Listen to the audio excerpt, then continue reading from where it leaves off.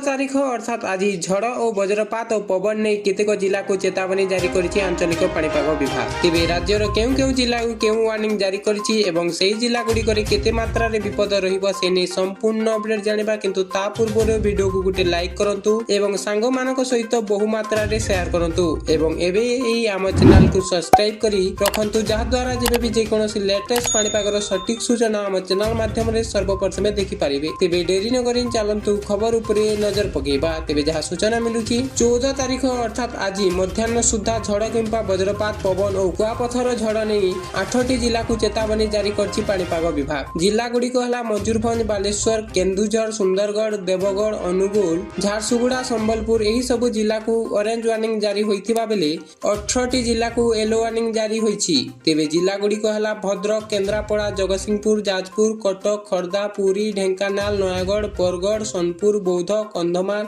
गंजाम, गजपति, रायगड़ा, कोरापुट और मालकानगिरी को yellow warning जारी होइछि। ऑरेंज वार्निंग जारी होइतिबा 8टी जिला गुड़िक रे कुआपथर झड़ होई पारे, पवनर बेग घंटा प्रति 50 रु 60 किलोमीटर रही पारे। सही परी येलो वार्निंग जारी होइतिबा जिला गुड़िक रे पवनर बेग घंटा प्रति 40 रु 50 किलोमीटर रही पारे। अन्य पक्षरे 14 तारिख अर्थात आज 7टी जिला को ऑरेंज वार्निंग जारी होइतिबा बेले 12 जिला को येलो वार्निंग जारी होइछि। एही समयरे ऑरेंज वार्निंग जारी होइतिबा जिला गुड़िक रे पवनर बेग घंटा प्रति 40 रु 50 किलोमीटर रही पारे। येलो वार्निंग जारी होइतिबा जिला गुड़िक रे पवनर बेग घंटा प्रति 40 रु 50 किलोमीटर रही पारे। बास एहा थिला एबेकार लेटेस्ट अपडेट। एमिति लेटेस्ट अपडेट पई हम आकाश टीवी सहित जोड़ी होई रहंतु। धन्यवाद।